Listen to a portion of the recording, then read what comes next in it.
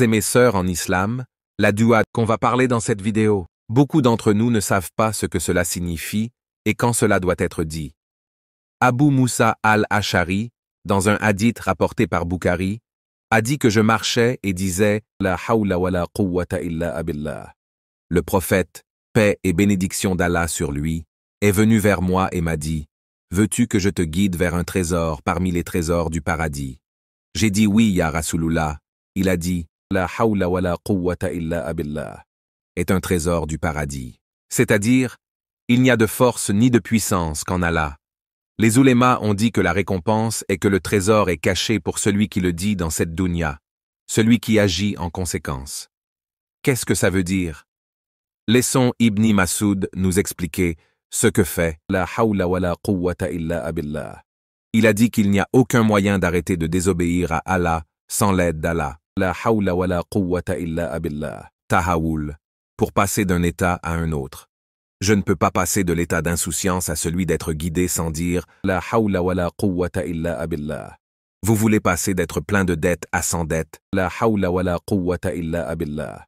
De la maladie à la santé, la hawla wa la quwwata illa billah.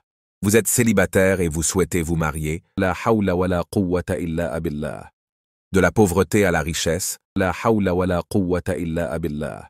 D'un état de faiblesse à un état de force, la hawla wa la quwwata illa billah. C'est pourquoi le prophète, paix et bénédiction d'Allah sur lui, nous a dit que lorsque nous répétons après le muezzin et que lorsqu'il s'agit de hayya ala lis-salat, hayya ala lis-salat, hayya ala al-falah, hayya ala al-falah, c'est-à-dire venez à la prière, venez à la félicité. Nous ne disons pas la même chose. Non, non. Vous dites la hawla wa la quwwata illa billah. Je ne peux en aucun cas accomplir la salah sans l'aide d'Allah. C'est pourquoi c'est à ce moment-là seulement que ça changeait. La hawla wa la quwwata illa billah. C'est un trésor parmi les trésors du paradis. Le prophète Muhammad, paix et bénédiction d'Allah sur lui, a dit à un autre compagnon, « Devrais-je t'indiquer vers l'une des portes du paradis ?»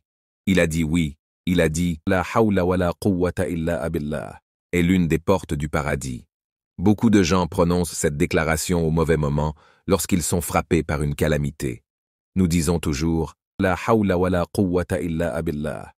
Nous sommes censés dire « Inna lillahi wa inna ilayhi raji'un ».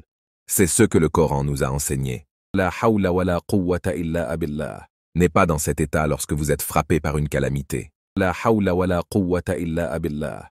Quand tu es faible et que tu veux devenir fort, quand tu es malade et que tu veux devenir en bonne santé.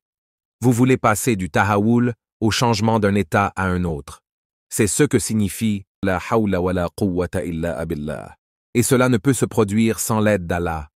Lorsqu'on dit en quittant la maison, Bismillahi, tawakkaltu ala Allahi wa la hawla wa la quwwata illa billah. Les shaitanes se disent de laisser ce type tranquille toute la journée.